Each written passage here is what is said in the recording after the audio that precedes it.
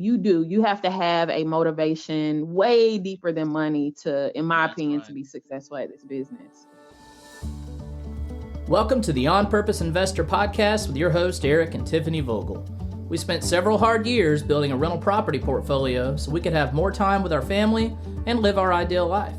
Finding your path can be difficult, so we're here to help guide you along the way with lessons, tips, and tricks to design and implement your dream life through real estate investing. Now sit back, turn up the volume, and get ready for this episode of the On Purpose Investor. Hey Pathfinders, and welcome back to the On Purpose Investor podcast. I'm your host, Eric, and I'm so glad to have y'all here today for a very special interview. I met this woman at a real estate investors meetup in Fayetteville, Georgia, and once I sat across the table from her, I was like, wow, she's got a story to tell. We have to get her on the podcast. So Tiffany, welcome to On Purpose Investor. We're so glad to have you here today. Thank you. I'm happy to be here. Thank you for the opportunity, Eric. Yes, ma'am. When we first started talking, I really just, I kept asking question after question after question because you said one thing and I was like, what? Okay, I got to know more. What? Okay. So let's get into this easy. Let's get into this nice and slow so our listeners can really follow the path here. Let's first start off with, what do you invest in? Okay, so I invest in manufactured homes or mobile homes, or some people still call them trailers, but on land. So the difference in my business model is we're investing in mobile homes that are on land that are, viewed as real property. Now, are these mobiles, are they attached to the land or are they separate title? Well, it's funny you say that. Typically, we buy with them attached to the land, meaning the title has been retired. So there aren't two titles. A mobile home is kind of like a car. It has the same title you may hold to your car. There is a title to a mobile home. Once it's on land, you as the landowner have the option to either retire it, which means basically attaching the land and the mobile home together, or you can keep the two separate. We have found that it's best to, and we've recently, that's why I say it's funny, because recently we've come across some where the title of the mobile home and the title of the land are separate, and that's not ideal if you want to resell. So to answer your question, the mobile homes that we're buying on land are attached to the land. The title has been retired. Okay. And what are you doing with these mobiles? Are you turning them into rentals? Are they short-term rentals? What are you doing with these mobiles? No, we are just flipping them actually. We're not even, we're doing very minimal rehab. And then we're putting them on MLS. So we are just flipping these mobile homes on land. Is there seem to be a pretty good market for that out there? Very great market because the price point is much cheaper than a single family home. So you have buyers who, are looking for affordable housing. A lot of our buyers, I will say 95% of our buyers are contractors actually, who have a great deal of cash and they're buying mobile homes because typically our mobile homes are on a decent piece of acreage, like at least 1 acre. So if you're a contractor and you have a lot of stuff and you want to store trucks or equipment, it's ideal. So that has been our buyer 95% of the time. So I know when we first started talking at that meetup, I was like, that's so crazy. I grew up in a single wide trailer, and we got a promotion in a home when I was like 7 or 8 years old. We moved from the single wide on this part of the property to a double wide on this part of the property. That's an upgrade. And we were kind of making that connection of, your husband also grew up in a trailer, and to go from, a lot of people put the stigma on trailers and mobile homes, and the stigma is the trailer trash, or you're in a certain socioeconomic status by being in a mobile or a trailer. And I really hate that because it's a shell, right? Every home, no matter what it is, when you break it down, it is just a shell. The people that live inside of that shell are capable of anything. Yes. It does not dictate where your life is or where it's going. It is only a shell. right? So to see that you and your husband have able to go from, him growing up in a mobile home, which does usually relate to a certain socioeconomic status, to now you're not living in a mobile home. You are now buying them and flipping them, and Yes. have created a business out of it. Yes. I wanted to just paint that picture real quick for our listeners that, you may be, our listeners, you may be in a situation right now where you live in a certain place, in a certain area, in a certain type of home, in a certain type of situation. Don't let that dictate your future. Mm-mm. Because just like me, and just like the Carlyles, that doesn't dictate where you can go in life. And we're going to get into this in a minute when it comes to, how to just gain intentionality with your life, but you can change the projection and the course of your life, and don't let your current situation define that. So I think it's so important for people to hear. Yeah, it's so important. And I had preconceived notions, like, me and my husband have been married 13 years and we met in college. Just so happens that we went to the same college as you and your That's wife. right. But met in college. And when I learned that, he grew up in a trailer, I didn't look at him differently. But I had preconceived notions until I got in this business. And I'm telling you, you meet people from all different walks of life. I met wonderful people in this space, in this industry. So I agree with everything you just said. Yes, ma'am. So where do you invest? Do you only invest local, or do you go out? So we invest all over Georgia, and right now we're actually entering the South Carolina and Arizona markets. I will say that inventory compared to single family homes, there is not as much volume. So typically, if you've been in the space for some time, and I know some people who will stay in the same state and they invest, their niche or niche is in maybe 55 and over mobile home parks, and they actually invest in someone else's park, or all family parks, which, can have adults, children, everyone. So I have found, some individuals who will stay in their kind of geographical location. But we found, because we're buying on land, there are only so many mobile homes on land. So we are having to expand outside of the state of Georgia. Gotcha. Have you found that to become difficult when it comes to marketing to those, or do you already have a system set up here in Georgia that you're just like copy paste? We have a system. We have 4 children, and they're our primary focus. Our family is our primary focus. So because of Amen to that, that. this year I was very, yeah. Our family is definitely our primary focus. So we structure our business around our family. So it's very much a lifestyle business. This year, I made a decision. My husband and myself made a decision that we were going to take our business 100% virtual. So we are actually not even seeing these mobile homes in person. We have set up a system where we market, our acquisitions, the buying of the property, our dispositions, the selling of the property is 100% virtual. I do everything from home, either on my cell phone or on my laptop. So I'm huge on the systems. I absolutely love systems, and I love systems that allow you flexibility, that allow you to live the life of your dreams. That's what we teach, is it's dream life. That's kind of the thing that we preach, is, doing everything you can to live your dream life. Now that doesn't mean you don't work, right? A lot of people say, well, a dream life, I'm retired, I'm on the beach and drinking Coronas, but listen, you're going to get very bored with that life. So Very quickly. yeah. And that's where we bring in the purpose.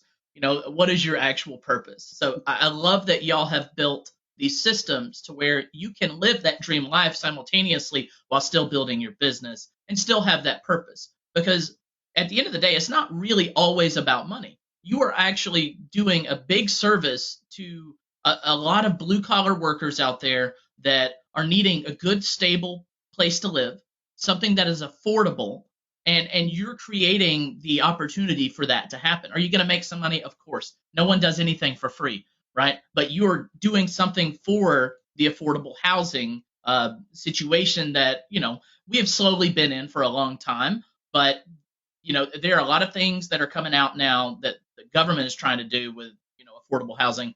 But I think it's going to be in our private sector stuff that we find that it comes out, because people are innately good at heart. They really are. Mm-hmm. I truly believe that. Maybe I'm blind, and maybe I believe in a fairy tale, but I believe people are truly good at heart. So we do something with trying to provide affordable housing as well, where we rent some houses by the bedroom, and we're able to get people living for under $600-700 a month with all utilities included, and that's very affordable. And what you're Yes. doing as well, you're not selling, and you tell me if I'm wrong, you're not selling Okay. these mobiles on land for $500,000 and up, right? You're No, no. probably, I'm just going to guess you're in the 150 to 250 range. Yeah, actually, we're in the 150 and below. We're 150 Okay. and below. Yeah. So that, it seems insane to be able to find a house for that price, right? And not only are they Yeah. getting a place to live, they're getting land with it. Yeah. So Yes. that is the American dream, right? To live a life of opportunity and to be able to live somewhere with safety and security, while striving for it. So I love what y'all do. I think it's important, and I think it's part of the solution to this affordable housing stuff that's going on. Tiffany loves to say I get on soapboxes, and I do. I get very passionate about something when I'm talking to someone, like something needs to happen, and I Yes. love meeting people like you that are making something happen. Praise you on that. Thank you. Thank you. It's definitely necessary for people to be able to everybody to be able to achieve the American dream if they desire to do so. And I will definitely say the mobile home space is very affordable, and it does make sense. If you're now, for some, it doesn't make sense anymore to be in a park. We very much desire to own a park, but the lot rents are getting very unaffordable right now. So for someone to be able to get a piece of land, get a mobile home, if they can keep that mobile home up, because I'll dispel the myth as well.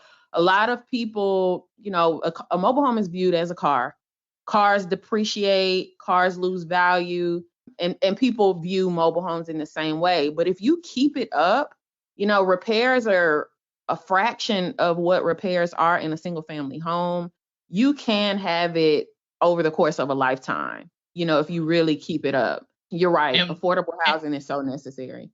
and when you attach that mobile to the land, and listen, if you're listening out there and you're like, what does that mean? They're attaching a mobile to the land. Listen, Tiffany's going to give some information. You can follow her, and she's probably got something out there that tells you about that. And Tiffany has probably studied from other people that tell her how to do stuff like that. But just know, when you attach that mobile to the land, the appreciation of that property is now a combined effort. So the Yes. land value is increasing, and like she said, if you take care of it, if you make sure that home stays habitable and it stays, decently looking, it will go up just along with all of your neighbors, even if they all have single family stick built homes, and you're the only mobile on that street. I promise you, you take care of it and you get that mobile attached to the land, you're going to see the appreciation alongside your neighbors. So Yes. Yeah. don't think buying a mobile means you're just buying a depreciating piece of something, because you're not. Yep. Yep. It's definitely an easy process. It's literally as simple as, once that mobile home is on land, you have your mobile home title, and you have to reach out to your county. It's usually the tax commissioner's office, and they'll tell you the process. But what our experience has been, you take it to the tax commissioner's office, you pay $38 per title, and it's retired, and it's now attached to the land. So it's a And very simple process. But I do want to warn people, though, because I get calls every week that are like, hey, Tiffany, I just want to buy a big piece of land and put a bunch of mobile homes there. That's just not possible. You definitely need to know the jurisdiction zoning laws, because many jurisdictions, they don't want to see a glorified mobile home park. You could have gotten away with that in the 70s and the 80s and even maybe early 90s. But since 2000, they have really buckled down on what they will and will not allow. So that's, just a note for the listener. So they're not like, oh, Uncle John has a piece of land, let me go out and, buy a mobile home. You definitely need to know the county rules and regulations. Yeah, so many municipalities out there are against mobile home parks because of the negative nature of the history of them. That, Yes, violence, drugs, all the different things that might go along with parks. It is a commercial endeavor, and it, yes, it must be approached like a business venture. And it yes. and usually those things take a lot of pre-work, a lot of due diligence, a lot of figuring out. So if you're like, oh, I got 25 acres, I'm going to go turn it into a mobile home park, you better be prepared for it to be a 2 to 5 year journey of constant meetings with the council and commissioners, and fighting for your life to get that to be approved. Yes, So, exactly. all right. Let's keep going here. Tiffany, real quick, how did y'all get started? Did you just wake up one day and say, we're going to flip mobiles? No, we didn't. We this actually was an accident that we stumbled upon. I'll tell our story, briefly. We started investing in real estate, and I decided to just focus on one thing. So I'm an entrepreneur at heart. I am fourth generation. My parents own businesses, my grandparents own businesses, my great grandparents own businesses. So had the shiny object syndrome, going from thing to thing to thing to thing. But I always knew my mom is a real estate broker. My dad has developed some commercial real estate. So I always knew I wanted to get into real estate investing. I took the leap in 2015. My husband introduced me to a friend of his who was a wholesaler, because I will say, my mom being a broker, she deals with on market real estate. Being a real estate investor, in my opinion, is completely different. Like, typically you're going by a different set of rules, a different set of Yes. calculations and what makes sense. So although I had that experience of showing houses with my mom and being around real estate, I literally had to start from scratch. So my husband introduced me to a friend who was a full-time wholesaler. He became a mentor of ours and has continued to be until this day. But in Right. 2015, I made the sole intentional decision to only focus on real estate as a business venture. Okay. In 2016, we got two properties. We acquired two properties subject to. I won't elaborate on what subject to means, but those were our first two properties, were subject to properties. And it did not go well with those. We had some nightmare situations with tenants, and I kind of stepped away for a while. And then we tried to get some properties under contract to flip, and it just felt like things weren't coming together. Fast forward to October 2019, my husband kind of encouraged me. We were expecting our fourth baby. He encouraged me, like, hey, I really think we should get back into the real estate game. I was reluctant, but we ended up sending some direct mail to an eviction list. And a gentleman called us and told us he had 14 mobile homes that he wanted to unload. And at the time, Dang. I had no experience. I'm like, oh, when he told me what his asset was, I wasn't gonna call this man back. I'm like, oh, Mhm. trailer? Like, wait, Yeah. what? You can't make money off of a trailer.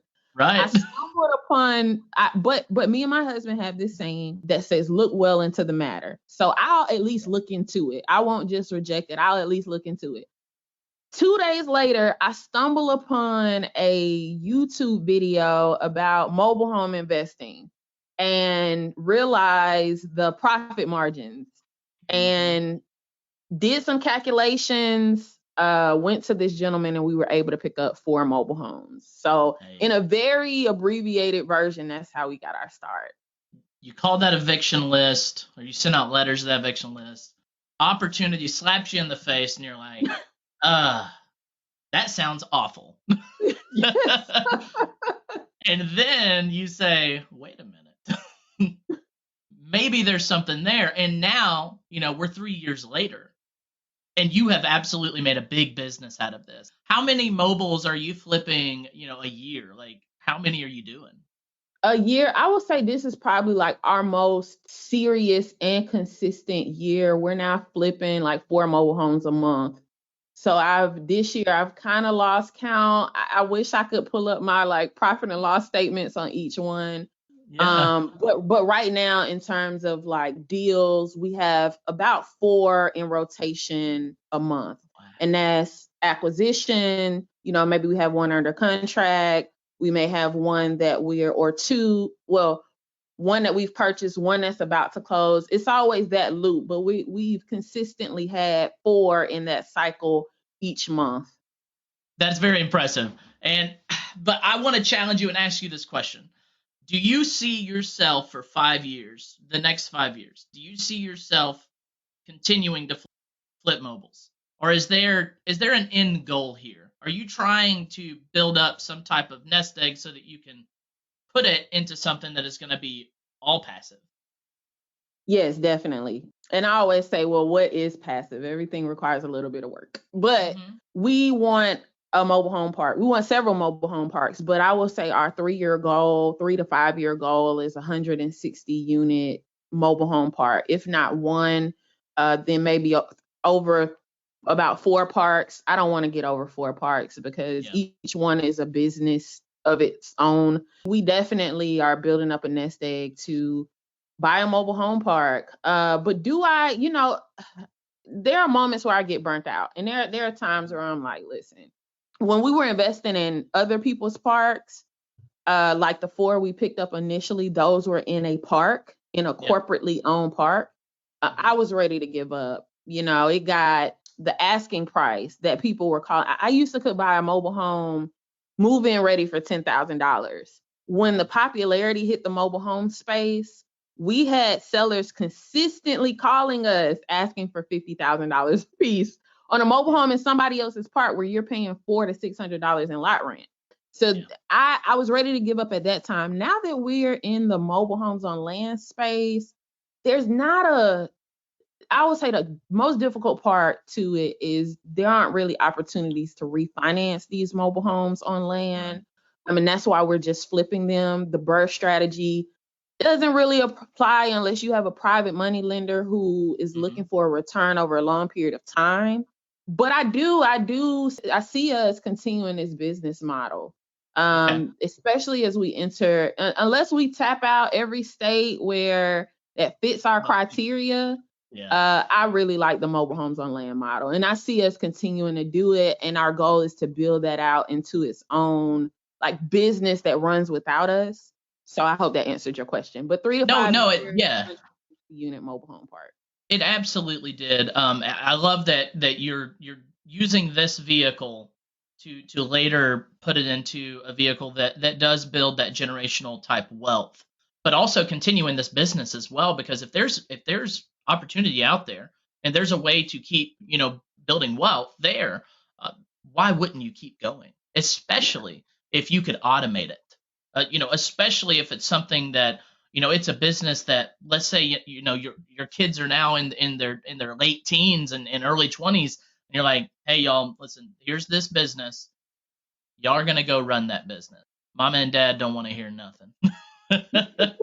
Go run that business and give them a piece of the pie and teach them how it all works, and coach them on the way. Maybe they're park owners down the road as well, and you've given them the opportunity to create something that otherwise they might never have done. And that's what I love about real estate investors, is that we have the opportunity to change the mindset of our children and our children's friends and the youth of, you don't have to go work a W-2 job to build a life and to build a retirement. You might find it difficult to talk to college friends or friends that are, we call civilians, that are not in the real estate investing space, because most of the time those conversations are, you got a good job, you're investing in your 401k, and then all the things that go wrong with normal life. It's not really part of an investor's life. We work strange hours. We do strange things. When we talk about spending money, we're never really talking about spending $1,000 here, $1,000. We're always talking about spending $50,000 or $150,000. So the amount of money you spend is very disproportionate to the normal conversations.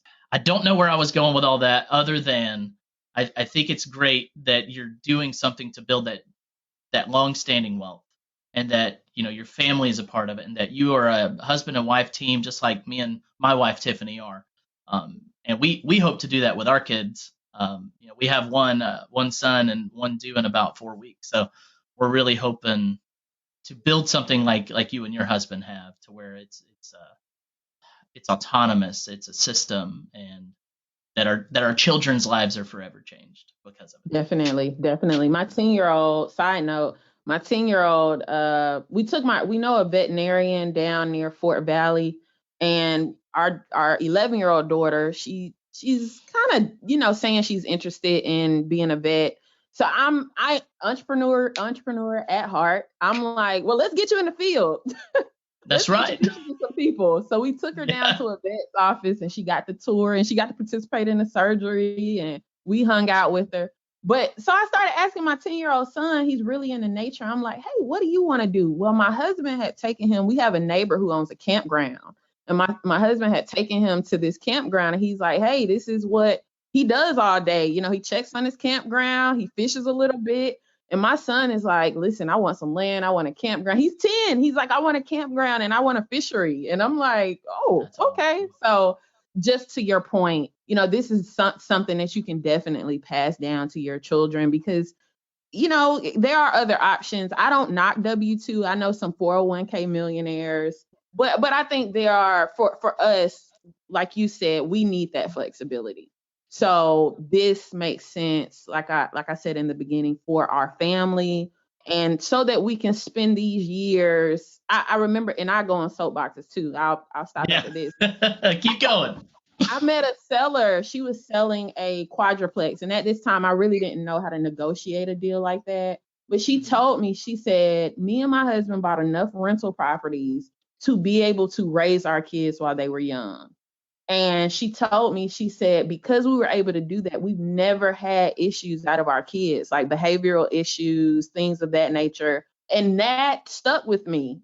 And I said, you know what? Me and my husband are going to do the same thing, because I really wanted to raise, my children. And I know that's not as ambitious as, some people who are like, hey, I want $1 billion portfolio. I really, in these young years, it's so delicate and there are so many moving parts. I just wanted to be here. So, That's right. yeah. I share your sentiment. And like when Tiffany and I first got started, we said, why are we doing this? Why are we not going to keep just working our jobs? And we said, well, we have to do this if we want to fulfill our dream of being as involved as we absolutely want to be. Now, that doesn't mean that we're in front of our kids' face 24/7. No, it just means we have the flexibility. Yeah. Our son goes to a church daycare twice a week for 3 hours. But other than that, we get to go to the park as much as we want. We go swimming all the time. We get to take them to the zoo, to the aquarium, able to do these things because, 4 years prior, we had this vision. We had this idea that if we just bought enough rentals, we could replace our job income, and we could have that income from that. And while we're not just going to sit there and stare at our kid all day and just hang out with our kid all day, because we want to be adults too, right? Yeah. We want to build a business too. So we're going to find a way to balance it all. What the biggest thing was the freedom to choose how you spend your day. And when we said, we want to spend as much time as we want to with our kids as possible, that was our big motivation.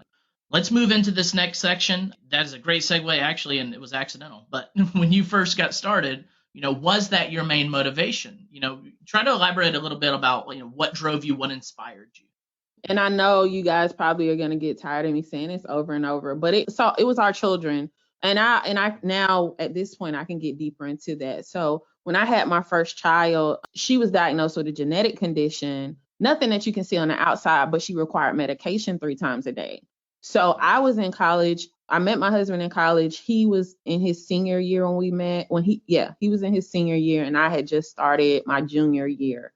I was 20, he was 22, and we got married, we got married pretty quickly. So when we had our daughter, I was still in school. My husband was working a corporate job. So whereas my mindset is, I thought that my trajectory would have been to finish school and then to become a consultant who traveled around the country. We had this baby who had special needs, and I could not put her in daycare. Like, I had to be there to take care of her. That's not the type of medication and the timing that she needed it. It's not something that you can put off on another caregiver. So because of our situation, I went back to school, but I was caring for her throughout the day. My mom would pick her up in the afternoon so I could go to class. And then my husband would get her after he got off work. And then we had another baby 18 months later. So I finished school. It took me several more years, but I finished school. But I'm a mom with a child who has a special condition and has special needs. So that thrust me into real estate. I remember my son was about 6 months old, and I read a book. I read a real estate investing book, and I'm sorry, I forgot the name of it. But at that moment, I realized like this is it, because I knew that me going into corporate was no longer an option. Me constantly traveling as a consultant wasn't going to be the best fit. Could I have done it? I'm an adult. I could have done it, but it wasn't the best fit for our family. So I'm like, okay, how can I generate honestly a significant income? I'm not going to sugarcoat it, so that we can have a comfortable lifestyle, so that we can meet the needs of growing children, and so that we could grow wealth and have a savings, and be able to take care of things when it's necessary, and be able to travel, the things that most adults desire. And real estate was my only answer. So that's what thrust me into real estate investing. I'm like, I can kind of do it on my own time. I can kind of self-educate, and my family has somewhat of a background in real estate, so I have that support system, and that's what thrust us into real estate. When people just, let's say they're scrolling TikTok and they're like, they see a story like this show up and they're like, and you maybe on that video, it's like, I flip 4 mobiles a month and I make enough money, I don't have to work a job. And then they make their decision right there. Oh, wow, that's sexy, because Yes. money is sexy. But that runs out. It dies off quick when the work shows up. Because it's not just I flip 4 mobiles a month and make money and it's just sexy. There's a lot of unsexy stuff that goes with it, which is Definitely. the work, all the systems, all the things that it takes to set that up. And so what we like to say is, when things run out of fun, when things stop being, just exciting and new, and the challenge presents itself, that's where the why, the motivation, has to be super strong.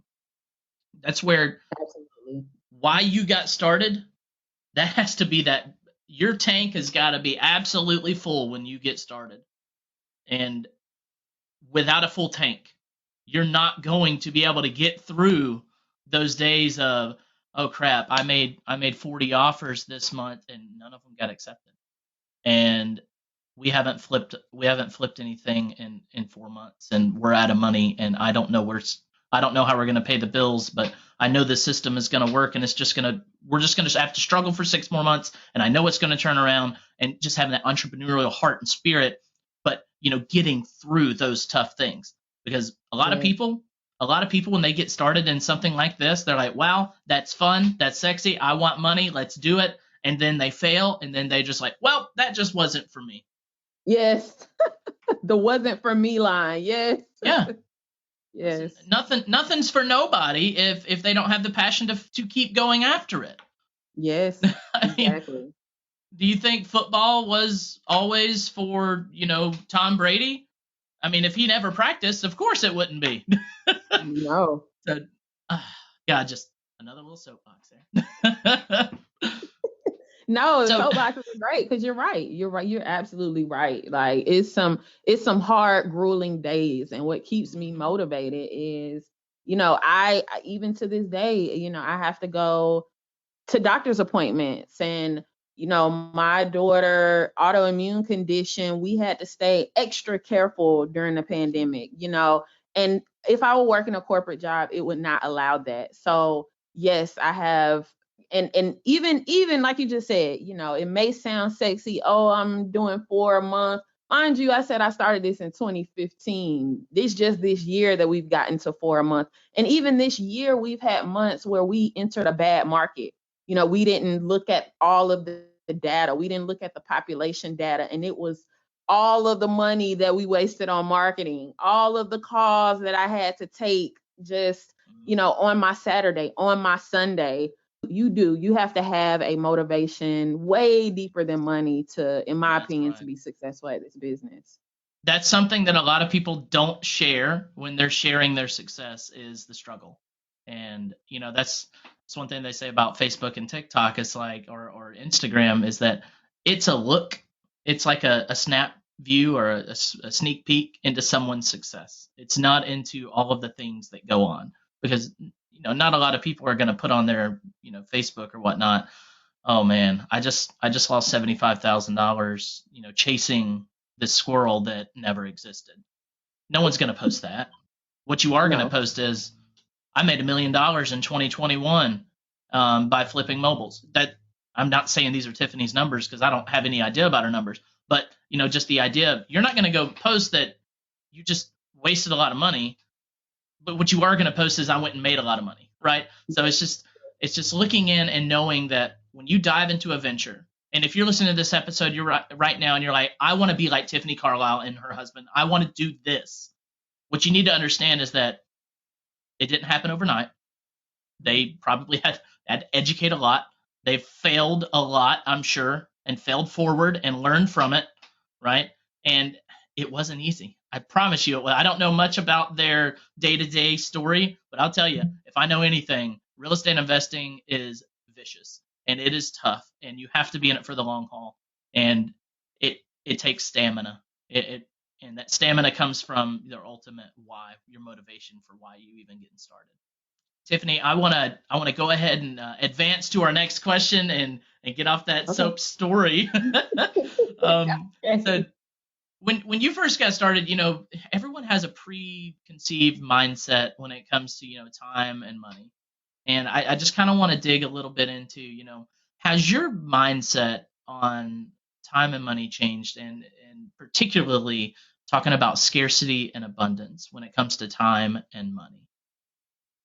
Oh yeah, definitely. I tell everybody, like, we hear like mindset, and it's trendy, but unless you're really like in business or whatever you're pursuing, mindset is, for me, it's 90%. Like, having the courage, overcoming, self-doubt, overcoming whatever things you learn generationally or just growing up, whatever your background, your home environment, your family is like, you take on all their ideologies. And then when you're trying to accomplish something bigger than anybody in your family has accomplished, it's a battle.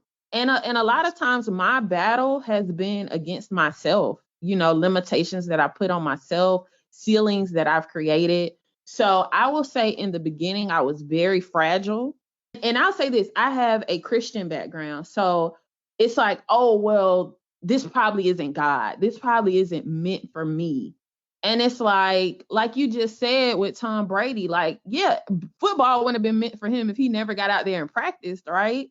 So I had to overcome. In the beginning, I was just very fragile. Like, if an offer didn't get accepted, if I didn't have the money to pursue something in the way that I wanted to, maybe I had the money to do marketing, but then if I got a deal under contract, I didn't know what to do because I didn't have the money to close, or I didn't have a strong network to sell that property to, I would, give up for some time. So I definitely would say, as it pertains to time and money and just the pursuit of what I desired, I very much had a scarcity mindset and well, maybe this isn't meant for me. Maybe, it's not for me, which was an absolute lie. Like, now I'm all about numbers. It's like, listen, you put enough marketing out there, somebody's going to call you, That's right. Once they call you, if you know how to analyze a deal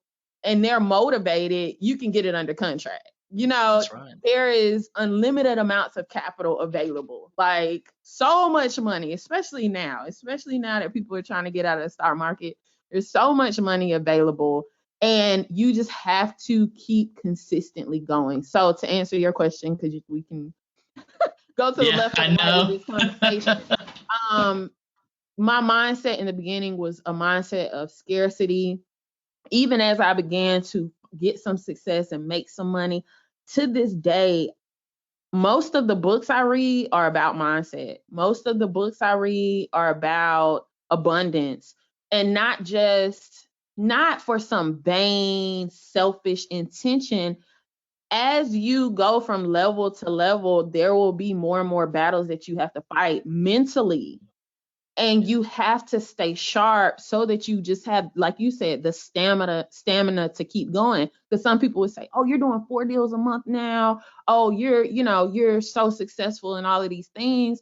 I still have lows. I still get burnt out. I still get super frustrated. Right now I'm frustrated. I have a property. I don't want to rehab it at all. And I just needed to sell. It's on MLS right now. I needed to sell. I know that all of the numbers work. Like it's hugely discounted, but I have to wait, and I can't give up, and I can't pout, and I can't take it out on my family because it hasn't gone under contract. Oh, it went under contract and then fell out. So to hear, the lows, went under contract this weekend, the next day they pulled out, but I have to keep going.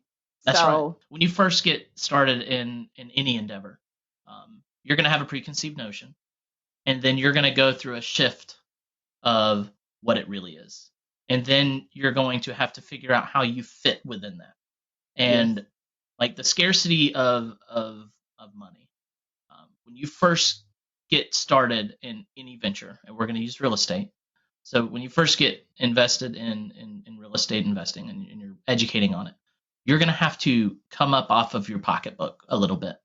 You're going to have to spend money on books. You're going to have to spend money on courses. You're going to have to educate so that you can be successful. And then, a lot of people have a hesitation in that. They're like, why would I give so-and-so this money to go maybe learn about something that I might do? Well, you're approaching it with the wrong attitude to begin with. You should probably start asking yourself, why do I give Netflix, $400 a year so that I can waste time? Why do I give, McDonald's or Chick-fil-A, $5,000 to $10,000 a year, and that's kind of average what people spend on fast food in a year, 5 to 10. Why do I give them $5,000 to $10,000 a year just for convenience when I can cook at home, right? So it's approaching it with the right frame of mind of it's an investment. People often are very scarce with their money for the wrong reasons. I think it's good to be scarce with your money for the right reasons. Saying, well, I can't afford Netflix because I have to educate on what's going to provide me my dream life.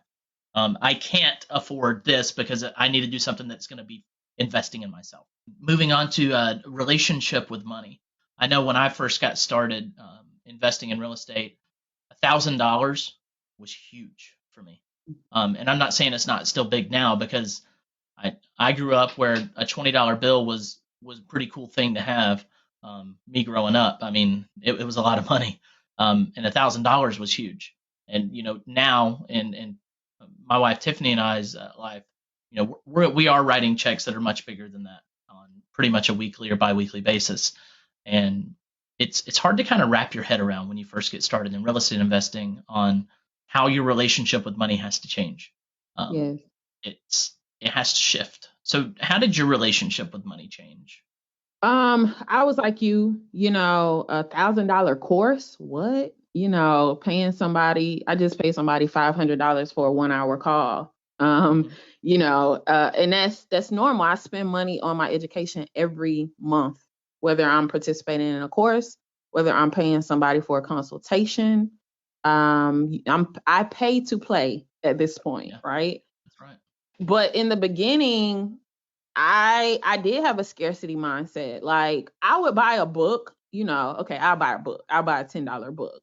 But or even marketing. I will say it took me years I will say my, I guess, success or metrics were slowed down because of me, because of my unwillingness to spend what I needed to spend every month on marketing, right? Because when you're spending money And some campaigns, like we keep very detailed key performance indicators, or people who are already in the industry, KPIs. Right.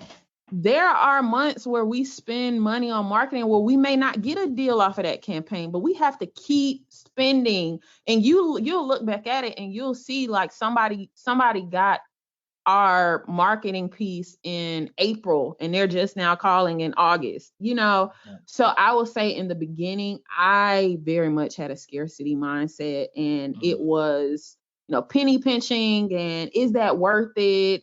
And you end up spending money anyway. You're either going to spend it on what you need to spend it on or not, Yeah. But I very much had a scarcity mindset, both in spending money, and then later I realized I had a scarcity mindset when making money. I remember when I first started making significant amount of money, I realized how afraid of money I was, afraid to not do the right thing, afraid of losing it. So I've had a long journey with my mindset and money. Now I would say like I continuously read. I'm always investing in myself and my education. So now it's shifted and it's healthier. It's not perfect though, but I definitely have a healthier mindset now as it pertains to money. That evolution of it all. Listeners out there, it does not happen overnight. The change, when people say, oh, I'm changing my mindset and I'm going to do it by reading this book and I'm going to have a different mindset tomorrow, you have to embrace that with several different things. You have to embrace it with daily action. Your actions have to reflect the new mindset that you're striving for. You have to remind yourself, and I do that with daily aspirations. Or affirmations, I'm sorry. So my daily affirmations are the new version of who I'm trying to become, or they are reaffirming who I have become. So it takes the daily action, it takes reminding, and then it takes constant work to evolve that. So if you're trying to change your mindset to become something else, and my listeners are probably trying to become real estate investors. When you're trying to change that mindset, just like you heard Tiffany say, she did a mailer back in April and didn't get something back until August. That's 5 months of, if that was your first campaign and you spent the majority of the money you had in your bank account on that, it would be very easy to say in month 2, wow, no one's called me. Mm-hmm. This is not for me. There's no way I can keep going. It's hustle, it's continuing to strive for success and not accepting a defeat as what your future state will be. So that the whole mindset thing, it's very much a continual process. It's a living thing. It's a living, breathing thing where people are, well, what's your mindset on this? Well, I can't tell you because I know where I am right now, but that's not where I'm always going to be. I know where I came from and I know where I am right now, but that's not where I want to be. Or I can't predict where I'm going to be. So I love what you said about how your scarce mindset had to open up for you to see your business flourish and for you to see the success of your business come to fruition. Here at On Purpose Investor, our mission is to get our listeners to begin living that lifestyle of hyper-intentionality. That's one of the biggest things we preach on is hyper-intentionality and to live their life on purpose. So what can you say that has helped you and your husband and your family to live your life with intention and clarity? This is my answer.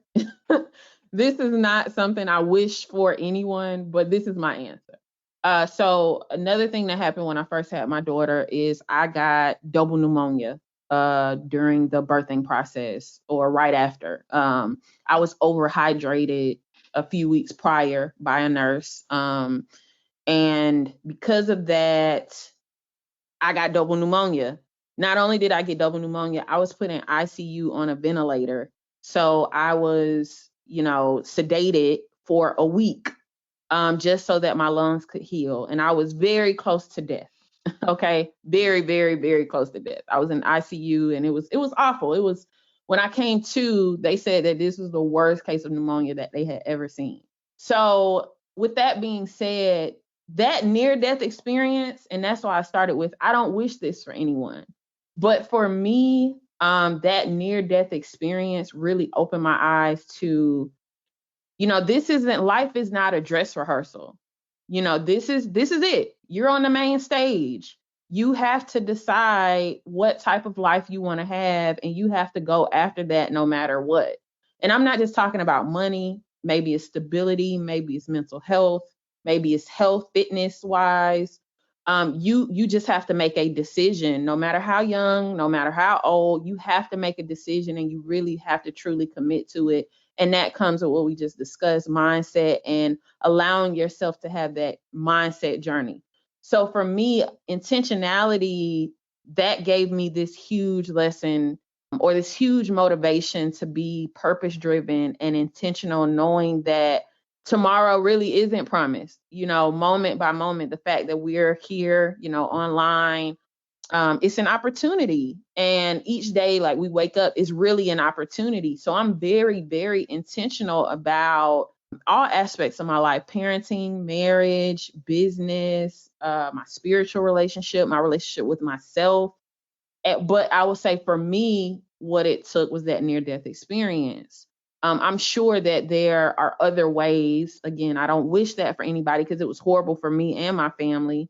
There may be other ways or other things in your life that you can kind of glean from or recall, or maybe there's something going on currently that can help you be more purpose driven and intentional. But for me and my family, or for me specifically, that incident made me just very, very intentional and purpose driven about just every aspect of my life, because I really understand that, death is inevitable for everyone, and because of that, every day that I get, I want to maximize it to the highest extent. So that's my answer. Tiffany, when you said life is not a dress rehearsal, I got chills all down my body. I'm like, dang, I need to wake up and do even more. You really hit me with that. And hopefully you'll let me quote it and put it on some stuff and get it out with On Purpose Investor. Gosh, that was powerful. And you're so right though. When you can just get honest with yourself and say, you know what? I'm tired of sleepwalking. I'm tired of hoping that one day I'll retire. I'm tired of exchanging all of my time for money. You know, just getting real with yourself and saying, you know what? Today's not a dread. Today's the real thing. And I I'm need on to the main start stage. doing that's it. Oh my gosh, that's good. Ooh, you moved me. Yeah. And All right. something that I do to stay intentional, I write a lot of stuff down. But what I've been doing over the last, I would say since 2020, is every month I kind of do a life's business plan. And I personally have a notebook, but it can be on a piece of paper, just to keep track of, like, where am I going? And then actionable steps of what do I need to do to get there? And I look at it throughout the month, and I like that approach versus yearly goals for me, because if I'm doing it every single month, then it's like, okay, if I was slacking, in August, well, here's September. I'm back at it. I'm writing this plan again, and I'm bringing stuff over from last month. And I have seen more progress from that than any of, like, my goal setting for the year. Because sometimes when we goal set for the year, we don't look back at it. But if you are doing something, notes in your phone, or, a notebook, or audio, sometimes I'll do audio recordings on my phone, just to give yourself like a progress report almost. It also helps with intentionality for me. That's some amazing stuff, and so we also host this course, and what we teach in that course is how to do exactly what you're saying, of having those lofty long-term goals, but breaking them down into monthly, weekly, daily action to ensure that you are being intentional with your day, to say that it is in alignment with where I said I wanted my 3 years to be. It's easy to get out of alignment. Just like a car, it needs to be realigned. Everybody needs realignment very often. Just make sure you're on course. All right, Miss Tiffany, let's get into our Fast Five. These are our last 5 questions. We're going to wrap up this episode. I sent these to you beforehand just so that you didn't have to try to think on stage. Really looking forward to what you have to say today. So question number 1, what advice would you give to investors who are trying to get started today? So I really like that question because I know it can be so hard to get started. Like, I'm not so far removed that I don't remember the beginning. So I always think about, like, what would I tell somebody in the beginning? It's really make a decision to start.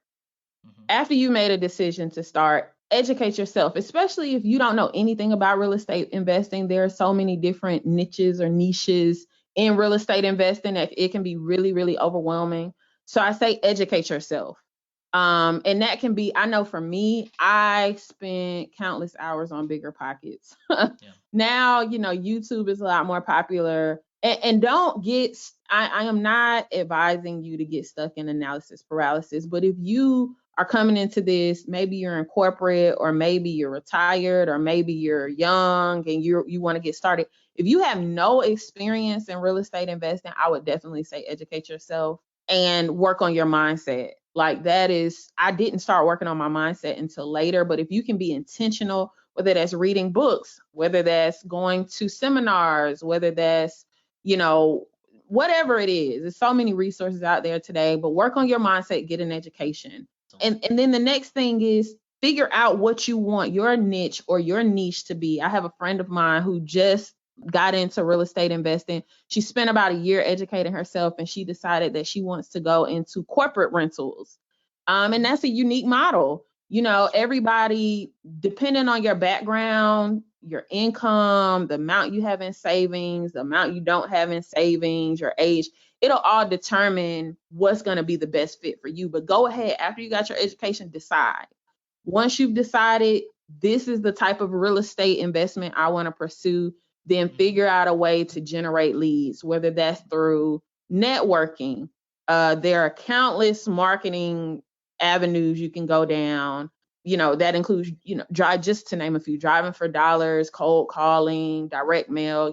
Decide on how you're going to generate leads and generate them and take action. So that's the advice that I would give. Oh, that's great advice. Awesome advice. Question number 2, do you have any YouTube or podcast shows you recommend our listeners? I really, really like Jerry Norton on YouTube. He provides just so much content, like really, really deep content. Like, you really can go on his YouTube channel and start, and it's a wealth of knowledge. And then I really like Lily Thompson. She's probably in her 20s. But over the last 2 years, she's built like $1 million portfolio, and she's shown her journey, like her true journey, not like the glamorous edited journey, and I really enjoy her. So they're both YouTube resources, Lily Thompson and Jerry Norton. That'll be great. I look forward to looking on both because I haven't heard from either of them. All right. So if you had one book that you feel had made the biggest impact on your life, what would that be? So I chose The Big Leap. So The Big Leap is by Gay Hendricks, and it's about mindset. Actually, it has nothing to do with real estate. It's about us accepting love and abundance and prosperity in our lives, and helping us to not self-sabotage, and showing us all the different areas where we self-sabotage. Is very interesting. It's such a powerful book, and it's my favorite book. Well, that's also another thing that I haven't read or watched, so I'll be getting The Big Leap today and starting that on some audiobook. Hopefully they got an audiobook. That's my favorite way to consume books. They do have an audiobook. Well, I'm going to go grab that. Question number 4. What do you feel has been the secret sauce to you and your husband's journey?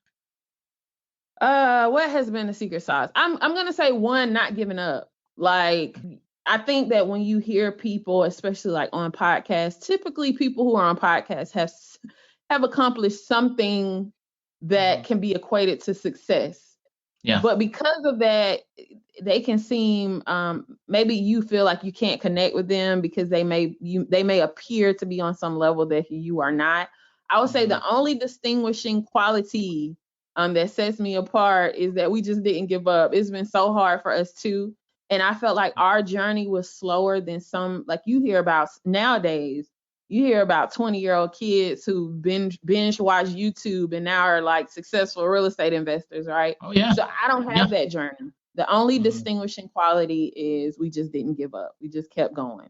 So I would say that's what sets us apart. But also this virtual model that we have right now it has been a game changer. Like the That's systems great. we put in place and the fact that it's 100% virtual, it's a game changer. So And you would have never reached that point, that moment in your career, had you not gone through all the stuff you went through prior. You know, you had to learn what system you wanted, what system worked for you and your business and your family. Y'all listening, if you're trying to be like Tiffany, don't expect to build a system just like Tiffany on day one, year one, right? That hasn't been her journey.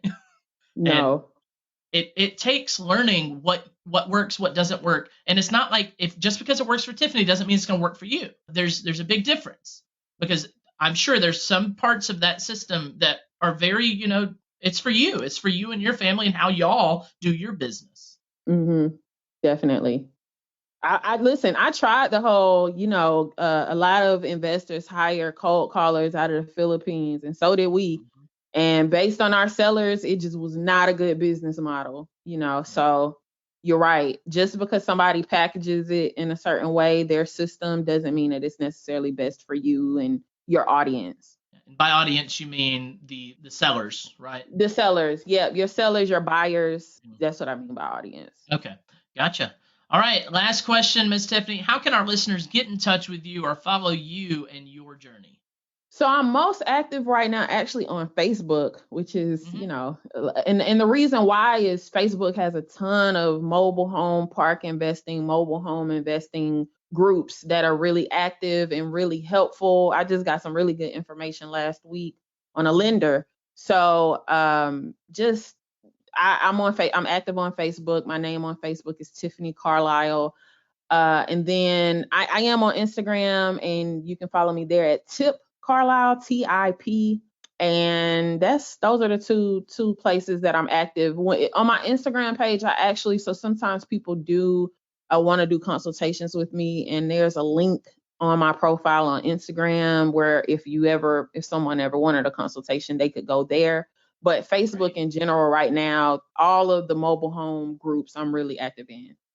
All right. Well, we'll absolutely get links in our show notes for this episode with hyperlinks so that they can get right to your Instagram or your Facebook. All right. What a journey the past hour has been. I have thoroughly enjoyed it.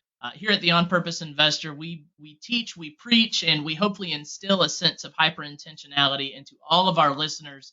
Tiffany, it has been an absolute pleasure to have you on our show today. And we look forward to continuing our relationship and our friendship moving forward. I cannot wait to bring you back on this show when you buy that mobile home park and to hear all the nitty gritty details about it. We're very thankful that you were here, and I understand Dad is watching the kids right now. Is that right? Yes. So please give a big thank you to him for allowing you to come up here, sharing those home things like me and my wife do.